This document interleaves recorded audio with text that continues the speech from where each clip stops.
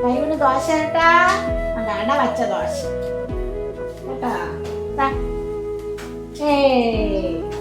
ടൈവിന് ദോശ മതി മതി മതി. ചോദിച്ചോ. ആരുടെ ടൈഗു? നമ്മളെ ടൈഗുവിന്റെ സ്ഥിരം കോട്ടയാണ്.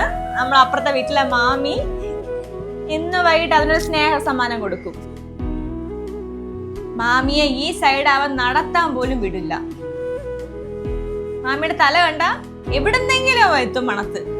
ടൈഗു ഇത് കിസിറ്റ്. നോ നോ ഏയ് നോ നോ നോ. നീ വേണോ? നീ അവിടെ ഇരി, നല്ല കുട്ടിയുടെ ഇരി. ചാവടിച്ചു തരാം. ഇരി ഇവിടെ. ആ